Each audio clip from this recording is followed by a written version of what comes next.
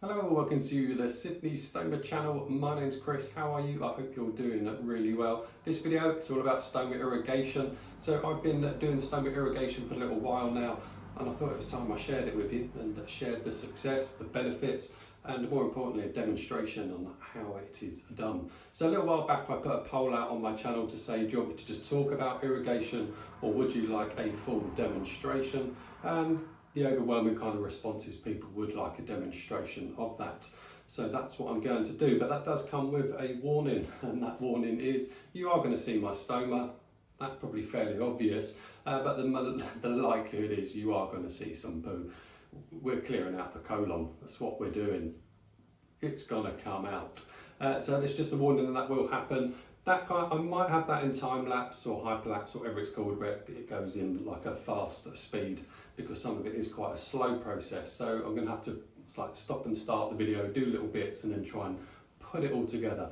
I'm not a big fan of editing videos. I normally like to do them all in one take, but this video I just don't think I'm going to be able to do that. So bear with the quality of it, but it's more about the point of stoma irrigation. So yes, I've started doing stoma irrigation. The reason I've been doing that is because I was suffering with slow bowel transit, which means that the colon is not doing what's called peristalsis, which is making the intestines do that. And kind of that's what pushes everything along. It's called peristalsis. Mine just don't like doing that, so I get really blocked up and it becomes extremely painful. My stomach gets huge. The intestines just keep getting larger and larger and they start pushing on everything else around it, and it became really painful. So if you're new to the channel, the reason I've actually got a colostomy is because I have Crohn's disease and I had all my rectum removed as a result of Crohn's disease, and everything was going well, had a great quality of life since having a colostomy, but then now I've developed a slow bowel transit.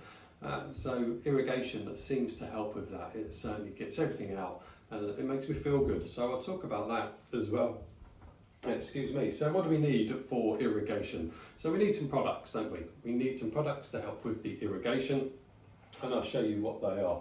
And the first thing you need is a jug, and this jug holds 1,000 millilitres, or a litre of water if you like. You need a jug. You need your usual products like your adhesive remover, dry wipes, etc. for cleaning the stoma site and taking the bag off. And that's the good thing about the bags is because you've emptied your colon, and if you do it every day, nothing else will come out until the next time you irrigate. So you don't actually have to wear full bags. So these are the bags I normally wear. These are the Pelican Healthcare Moda V bags, which are absolutely glorious bags. But these are the Respond caps. Look at the difference, really. It's quite a big difference. So once you've irrigated, that's all you need to wear and then you irrigate the next day and pop another one on. So yeah, it reduces the size of the bag that you're wearing. So that's really cool. What else do we need? We've done the jug. Of course, you're going to need your black bag to put all your rubbish in. There's a product that I've missed that's over this side, which I'll show you that in a second. Then you need the bag that you put the water in. This is a Dansack bag. This is the ones that my stoma team gave me. This big black button up here is a sucker. So I put that on the bathroom window. You just screw it on, sticks it nice up and high, because you need it up high because you need the gravity. Then we have the nozzle tube, flow controller, whatever you want to call it. That goes into the stoma, and then that will control your flow rate up and down. I've actually broken this, it's got a crack in the bottom, but it's still working, so that controls the flow rate. So we attach that onto there, and there you go. You have your little irrigation kit. Simple as that, nice and easy. Water goes in the top here.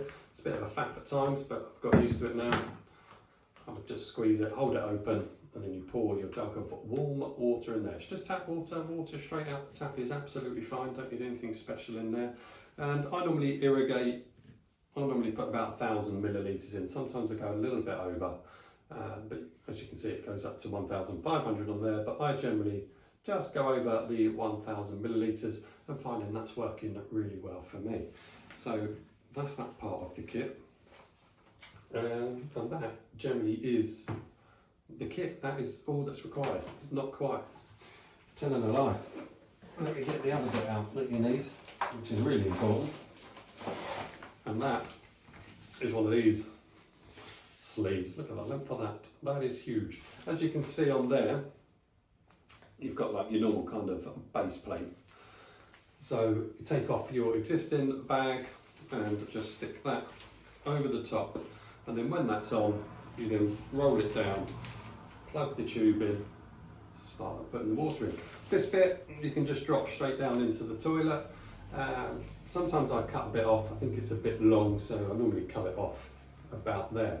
So you just drop that into the toilet. That's why I'm wearing some funky shorts, because really you want to just be sitting in your underwear, really. You don't want to have jeans on or trousers on or anything like that. So I didn't think you'd want to see me in my boxer shorts, so I've got a rather leery pair of shorts on. So yeah, so that can drop straight into the toilet. However, what I like to do, and it's probably why you're going to see poo, is I actually hold this up and just peg the end. Now we've got pegs, I've got numerous little pegs, and I'll explain those in a bit, but I like to have that, hold it up. I like to see the volume that comes out, because I'm putting 1,000 millilitres of water in. I want to know what's coming out.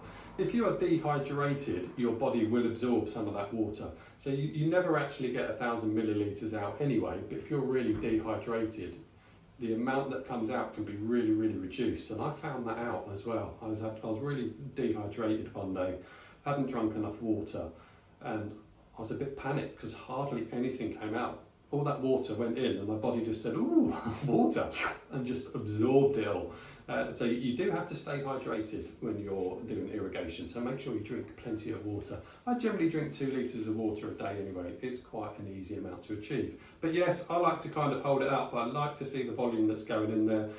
When I'm satisfied that quite a lot has come out, then I will drain it into the toilet. Whether I show you that part, I don't know, because do you really need to see that? But generally, that would just drop straight down into the toilet. So they're the bits that we need. So we need, I don't know what this is even called. What, does it have a name? No, it just has a reference number. I've got no idea what that's actually called. Who knows? You get the point. So we've got that, we've got the tube in, we've got the jug, and then now all we need to do is take off the existing Stoma bag and we'll crack on and we will start going through the process. So I will show you, what I'll do is I'll pour the water into the bag off camera. It's quite straightforward, you don't need to see me do that. I'll hang it up, I might show you that, you'll probably see it shot maybe.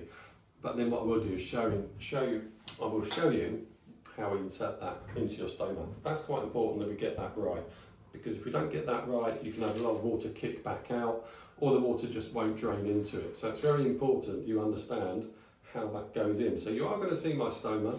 I may even put my finger in the stoma and show you why I put the finger into the stoma, because it's really important that you get this bit right, because if you don't, like I say, water's just going to come flying back out, or it just won't go in. So that's important. So what I'll do is I'm going to pause the video there and I will move the camera around, start getting things into a bit of position, do a bit of a zoom in, and we try and get it right. I'll try and figure it out for you. So I will see you in a sec. Bye. Hello, welcome back. So now you can't see my face, but you can see my stomach and you can see my stoma, or Sydney right there. My skin around my side is awful. I do have issues with skin around the stoma side. So it's actually calmed down a lot, but probably looks really horrendous on camera. So, okay, so we've got the stoma. As I said, you will see images of stoma. This bit is quite important with stoma irrigation, which is why I'm doing this demonstration for you. So when you're using the irrigation kit, and we've got this tube here that goes into the stoma, it's important you get that right, as I mentioned earlier. So you need to know which direction your stoma's going. Which way is your intestine going? Is it coming up? Is it going that way? Is it kind of going down and then up? You need to know that, because that helps with the direction of putting the nozzle in. So the bag's all filled up with water. So I know which way mine goes. I'm also going to show you there's nothing to be scared of with touching your stoma or even putting your finger in to find out which direction it goes. So I'm just going to put a little bit of lubrication on my small little finger. Put a little bit actually on the, well, we'll rub a little bit on the actual stoma itself as well. So it's important you know which direction it goes because it's going to aid the water flow going in. So I've got some lubrication on the finger and I know where my stoma opens up. And that might sound a bit strange knowing where your stoma site opens up, but it's good to actually know where it really does open. How much do you really look at your stoma and look at where it opens up? So I know mine opens up kind of underneath, near the bottom. You can barely see where it opens up. So to find the direction, put some lubrication on your finger, and where you can feel resistance, then work away from it. So my finger is going kind of that way. It goes down, very slight amount, and then across to my left. So you can see how much of my little finger has gone in there. I'm not causing any harm. I've done it nice and gently, nice and slowly. So if you feel resistance, just move away from it until you find where you can keep going. I hope that came out okay on the camera. I'll just demonstrate that again. Just try and move sideways so you can see a bit better. So if I go straight in, I hit resistance straight away. So I have to turn, and then I find it goes down and then round and across. I mean, that is absolutely perfect. I've got my entire little finger in there. That is really good sight, and I know exactly where my intestine is going. So I go down and across. Don't be scared of doing it. It's not going to do it any harm if you just do it nice and slowly, nice and gently. And there's nothing even on the finger. So there we go. That's how you find out which way your stoma goes. It will vary from person to person, so it's good to do that. It's good to find out exactly where it goes. So then the next step is going to be just pop in the big long sleevey type thing over the top. So we just undo that and just put that straight over top of your stoma. Give it a little rub, make sure it sticks.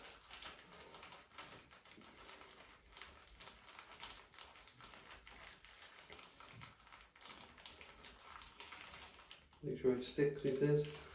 Yep, that's stuck. And then the next step is then going to be putting in the tube. Now I'm probably going to do that. Should I do that standing up for you? Just so you get an idea, and then I'll sit down and I'll run the bag through. I mean, do you really need to see the bag of water running through? I can't decide. I could hyperlapse it, whatever it's called. Let me show you how to put this in. Now, I don't normally put any lubrication on this. What I do, I use the water that's in the tube. I let some water out first and then run the water around the edge and then pop that in. But I've already got lubrication on the actual stoma itself, so I might as well just pop a little bit more on there. My hands are all nice and clean. Okay, so what you're going to have to do is you're going to have to fold the bag down a little bit so it reveals your stoma. And like I say, I know where mine goes. Now don't get me wrong, this whole thing is not going in. We don't need to put the entire cone shape in, or little witch's hat. Only needs to be just sort of halfway. So I know where my stoma goes. So just pop that in, I'll just gently push it in a little bit, then I go down and across. And that is as far in as it needs to go. That is it. I don't need to go any further than that. Don't need to push any further, and I'm not using really any force in holding that on, just holding it there with my finger to stop it sliding back out. And then once I've done that, I will just cover that up with the top of the sleeve and just hold it there. And then all I'm going to do is then sit down, use the control and allow that water to come in. So what I will do is I'll put it on fast forwardy speedy thing and we'll get that bag down and then we'll see what happens after that. So I shall be back in a second.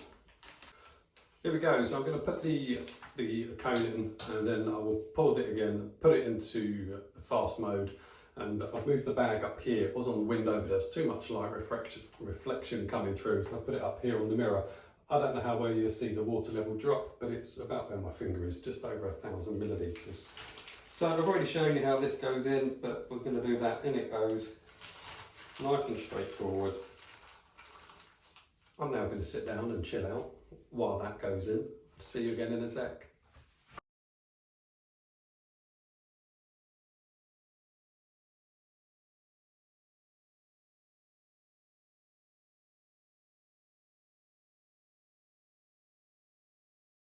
Hello, we are done. So now all the water's in, the bag is now empty. And like I say, I'm holding it because I like to see the volume that goes in there.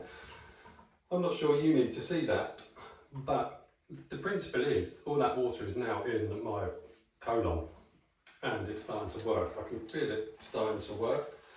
And there is some water starting just to come into the bag. So it is now kicking back some of the water, which is what normally happens first. You get a bit of water, come back and sits in the bag, and then once that little bit of water's come through, you then start getting a bit more of a darker colour liquid, and then you can actually see some poo as well.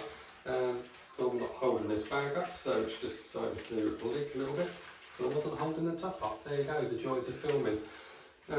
So there is some liquid in there, I don't know if you can see it. It is generally brown. Now, I normally have been doing this in the evening. I'm filming this in the morning, so there might not be a huge amount in here, but you get the principle. So I'm just going to drop that down into the toilet and just wipe away that little bit of liquid that's come off the top. There's no way I'm retaking this. That's never happened before. It's only because I'm filming. I'm not paying attention to this part. And this is what we have pegs for. Little pegs, so you can then roll the top up so nothing sprays up, and you put pegs on, which is what I normally do. And there you go, that is Stoma irrigation really. Now this part can take a while, so you don't really need me to sit here and wait and wait and wait, do we really? And that way you avoid us seeing lots of brown stuff, which I'm sure you don't really want to see. But that is it. So it does take some time. So let's talk about that. Let's talk about the process itself. So once you put the water in, that should really take anywhere between 5 and 10 minutes to allow the water in. So you could control the flow on here to allow it to take between 5 to 10 minutes to get all the way around your system. And then once that's done, you then pull out the cone. Now it's getting active. Pull out the cone and then you sit and wait. Now this part can take anywhere between 15 minutes to an hour. So you've got to factor that into your day. With me it doesn't take an hour. I can normally get it all cleared and done within half an hour. Now that's really coming out. Yeah, that is really coming out. As it should. So it's working. It's not just water now. So I don't know if you can see that or you saw it. So yeah, it can take up to an hour. So, but what you can do, but you really need to be careful with this because I have got this wrong, is the bag itself, you can, I will demonstrate this. There is poo in the bag, as you can see. What you can do is roll it up a bit, and then with your pegs, then peg it up here as well. And then you can stand up and move around. Now, you do need to be really careful with that. The base plates on these are not as good as what you get on your normal bag, so some liquid can come out the side. And just make sure that these pegs and everything is super secure. I've made the mistake of it not being super secure. I've stood up, moved around in the bathroom, a load of output has come out and that weight has pulled it off the pegs and it's just gone all over the bathroom floor. So if you're going to do that, just make sure you've got loads of pegs and everything is super secure. Luckily it was on the bathroom floor, so it's not carpeted, it was easy to clear up, but it did create quite a mess, so just be careful. But there's nothing to say, you know, you can't stand up, you can move around. Would I go wandering around the house? Yeah, I have done, but you've got to be confident in what you're doing. So you can put your phone on or watch a video, but like I say, mine only takes sort of about half an hour in total. I'm just going to put that in there and let that drain out what's in there. Like I say, I normally do this in the evening. I'm doing this in the morning because I'm not going to have time to do the video this evening, so there probably isn't a huge amount in my intestines at the moment really. It probably would have been a come this evening because I've had breakfast, lunch and dinner by then. So I haven't, so am I expecting much more to come out? No, but this is more about just showing you how it all kind of works and what the benefits. Let's talk about the benefits. So the benefits is I don't have to suffer with the slow bowel transit syndrome, so I'm not constantly blocked up and not constantly in pain. What it also has done is also give me an appetite back. I'm hungry again. All of a sudden I find myself feeling really hungry and needing food. Maybe that's because everything inside isn't being pushed against. So I have more hunger, I want to eat more, which is good. We need to eat, it's important. So hunger. I now get hungry again, I now want to eat, I now started enjoying food again, so that's a positive. I also have a bit more energy as well. I have horrendous fatigue, I still get fatigue, and it's horrendous, but I've found since I've been clearing out properly, it has reduced my fatigue and it's given me back a bit more energy as well. So that's a real positive in itself. But the biggest positive for me is clearing me out, and it's a simple process. It's an easy process. It's not a process to be scared of. You know, once you know which way your stoma's going, putting that little witch's hat cone in there is really simple. It's a simple process. It just takes a bit of time. So you do need to schedule that time into your diary. Ideally, you need to do it every day. Skipping the odd days okay, but your body's and your system is going to get used to you doing it every day. So it's best that you do it every day. Have I stuck to that?